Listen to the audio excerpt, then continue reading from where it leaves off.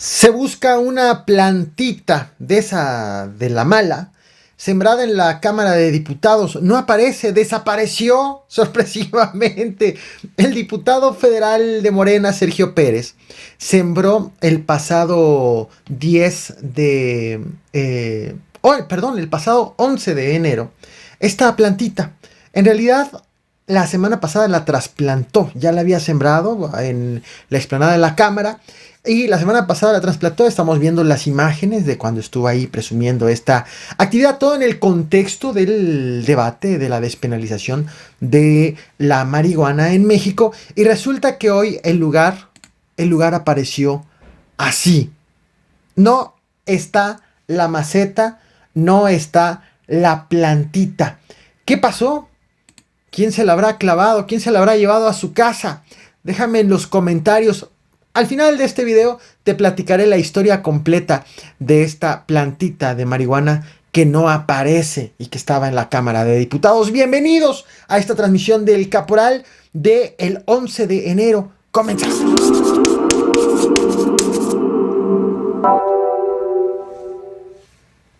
Nos podemos imaginar a la Guardia Nacional siendo confrontada, siendo atacada, siendo encañonada por delincuentes. Como por ejemplo, podemos imaginar que entre los enemigos de la Guardia Nacional estén los narcotraficantes, ladrones, matones, guachicoleros, incluso corruptos.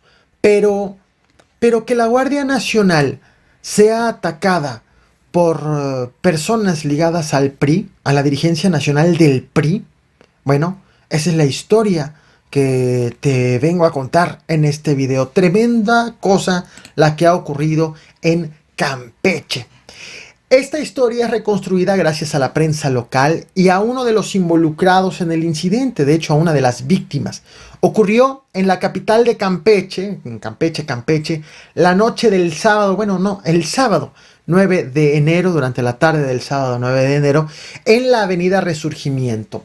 Una de las avenidas ubicada en un vecindario muy lujoso de Campeche, una zona en donde está la mansión de Alejandro Moreno, quien es el líder nacional del PRI, a menos de medio kilómetro también de la sede estatal de la Guardia Nacional. ¿Qué fue lo que sucedió de acuerdo con la narración de acontecimientos?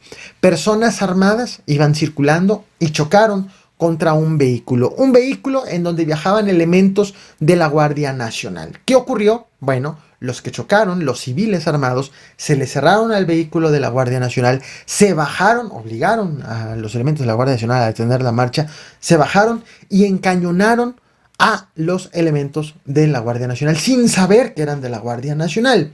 Los amagaron con rifles de asalto R-15, armas de uso exclusivo del ejército, pero pues los elementos de la Guardia Nacional que iban a bordo también desenfundaron sus armas de cargo. ¿Sería tan amable de mostrarme su identificación? Disculpe.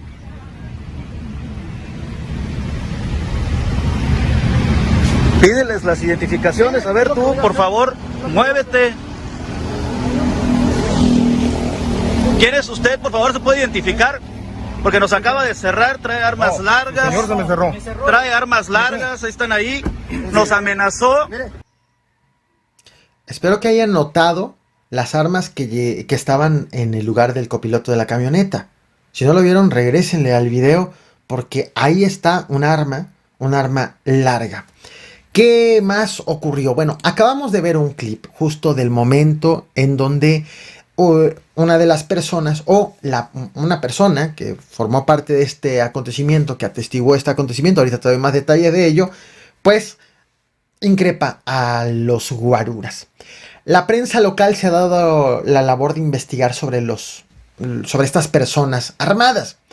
Y tremenda cosa, los identificaron como escoltas del líder nacional del PRI, Alejandro Moreno. Los que iban en esa camioneta, los que chocaron a los elementos de la Guardia Nacional, eran los guaruras. Y resulta que pues han sido señalados de portar estas armas largas de uso exclusivo del ejército, acusados de chocar el vehículo con elementos de la Guardia Nacional, de habérsele cerrado y de bajarse a encañonar a los elementos. ¿Quién sabe ¿Quién sabe si ese hecho, quién sabe qué hubiera ocurrido si ese acontecimiento nos hubiera pasado a civiles como a ti o como a mí? Pero en esta ocasión les pasó a elementos de la Guardia Nacional y hay todavía mucho más que decir en torno a este caso. Hay un dato que no puedo pasar por alto. ¿Qué hacían los elementos de la Guardia Nacional en el lugar? En el video que te acabo de mostrar, este video fue grabado y de hecho quien habla, quien increpa a las personas armadas, es el abogado Enrique Carpizo Aguilar, quien tiene asignados como custodia a elementos de la Guardia Nacional. Vaya, tiene a elementos de la Guardia Nacional como sus guaruras.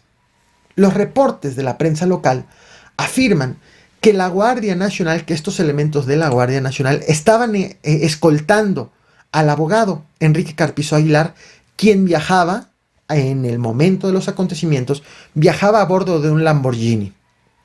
Carpizo Aguilar es abogado, él asesoró a los policías federales que se manifestaron en contra del gobierno federal, del gobierno de Andrés Manuel López Obrador, por la desaparición de la Policía Federal y la adscripción de estos elementos a la Guardia Nacional. ¿Recuerdan? Seguramente las manifestaciones que hubo por parte de policías federales. Bueno, él fue el abogado. Sí, el que tiene a los elementos de la Guardia Nacional pues como escoltas. Le fueron asignados los escoltas. En otras palabras, el abogado que litigó contra la desaparición de la Policía Federal para crear la Guardia Nacional recibe protección de la Guardia Nacional. Actualmente es presidente del Instituto para la Protección de Derechos Humanos, una asociación civil, y en su narración de acontecimientos, él, al estar grabando y al compartir en redes sociales lo que ocurrió, queda en evidencia su inconformidad aún con la Guardia Nacional, contra la corporación que le está ofreciendo la custodia. Acusa de deficiente la preparación de los elementos, al menos de los que le están dando seguridad, protección, por no saber cómo reaccionar ante lo ocurrido en Campeche el pasado sábado. Y acusó también a la Guardia Nacional de no haber atendido el incidente de manera inmediata. Este es otro de los videos que compartió el abogado. Como les decía, amigos, aquí están los elementos de la policía del estado brindando el apoyo, porque una camioneta, sujetos a bordo de esta camioneta se bajaron con armas largas y pues encañonaron a mi escolta, no se identificaron, etcétera, etcétera. Pedimos el apoyo y la Policía Estatal respondió muy bien.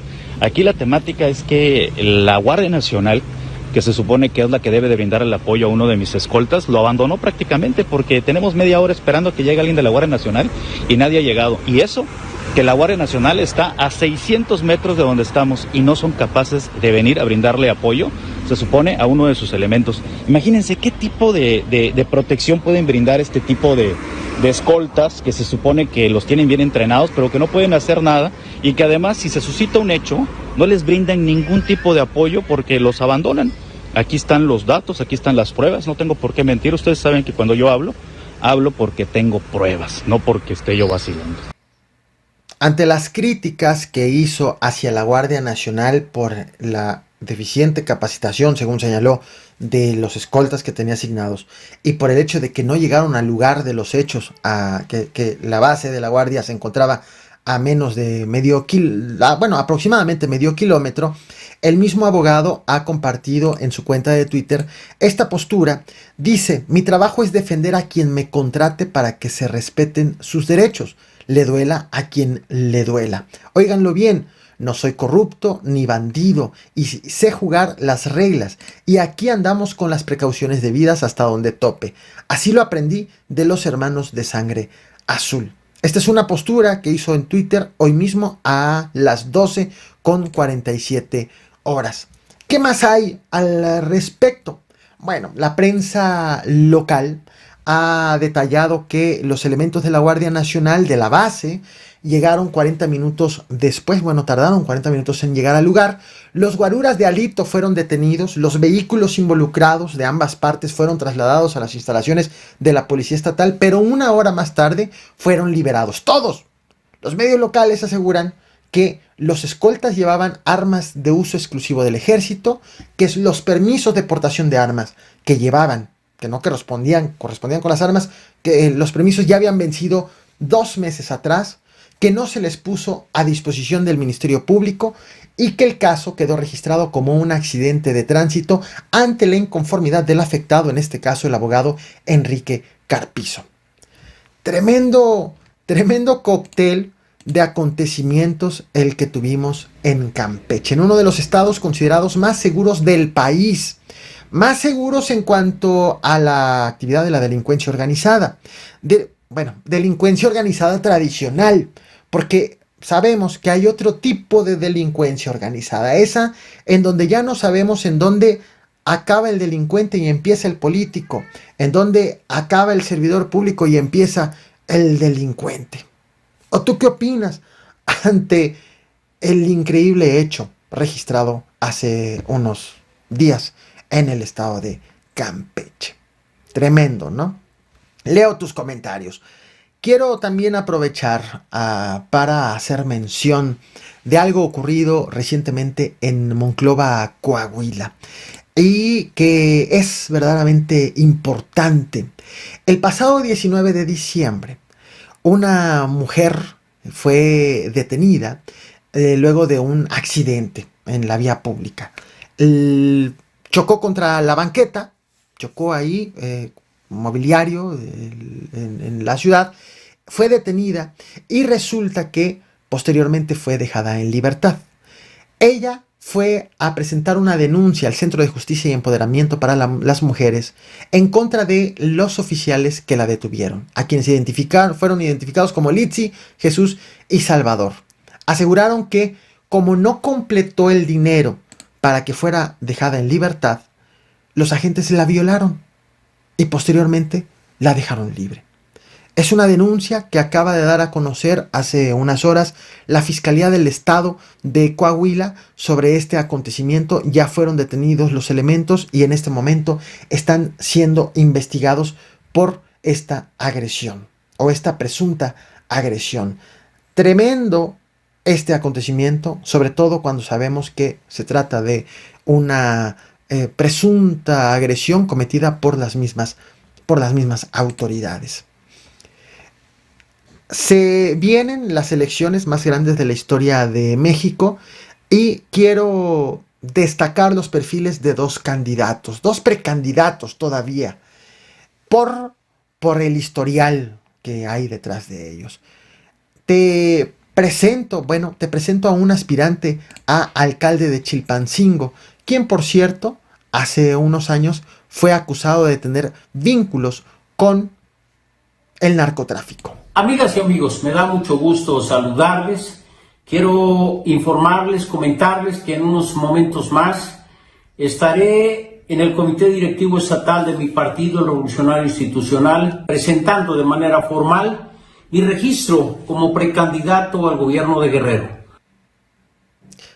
Bueno, él va quiere ser gobernador de Guerrero. Él fue alcalde de Chilpancingo. Este video que acabas de ver es de ayer, del 10 de enero.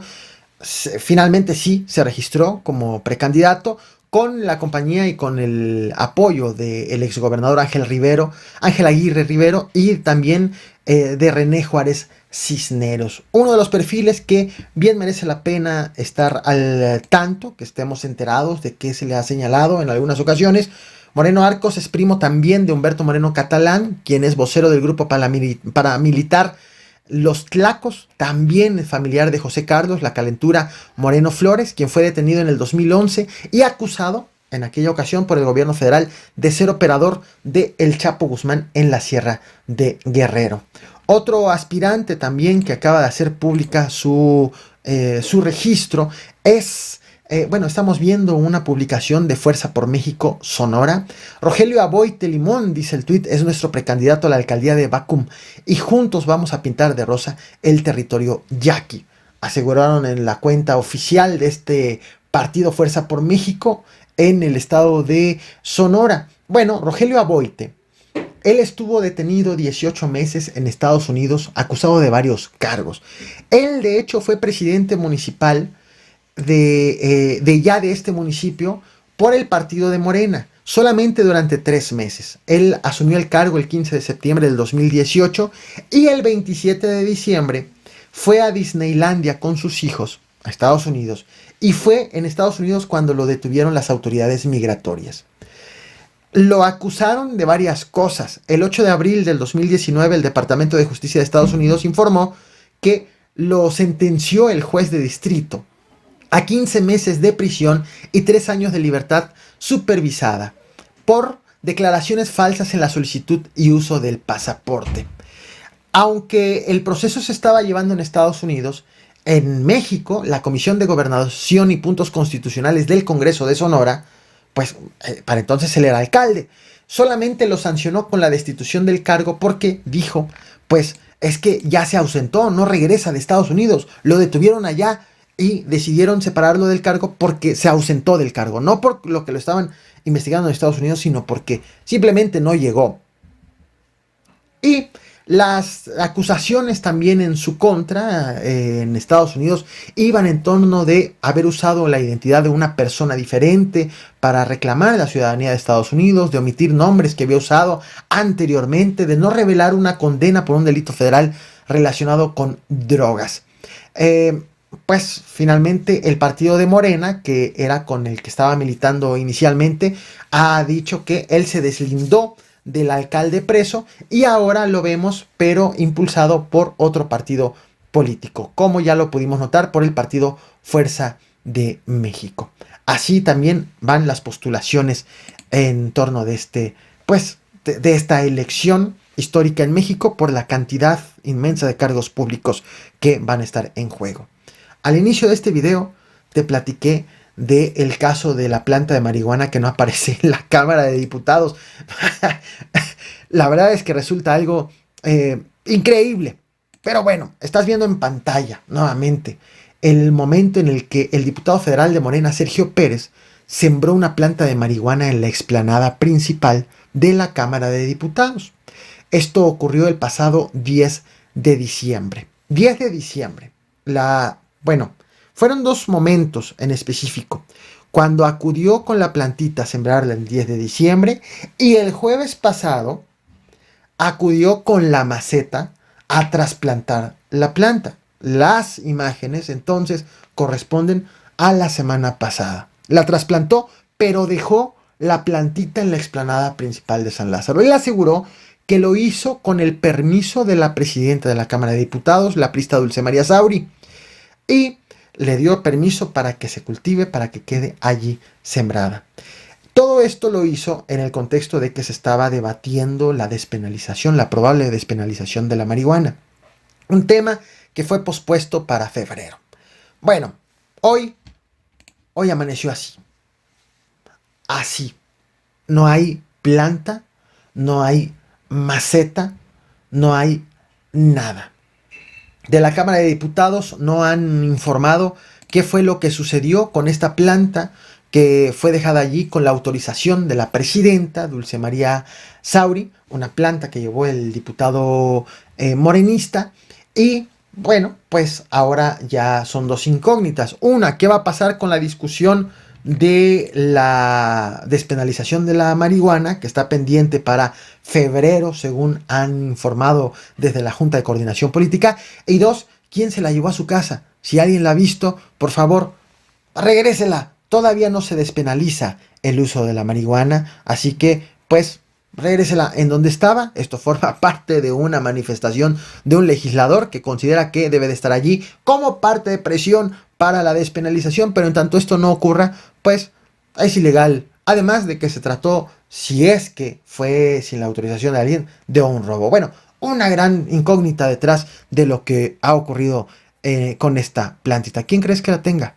Bueno, te leo. Muchas gracias. Esto es lo que he preparado para ti en este video. Nos vemos al rato aquí en este mismo canal entre las 7 y 8 de la noche. Y más tarde nos vemos por ahí de las 11 de la noche. Así que suscríbete y no olvides, como siempre, reventar el botón de like.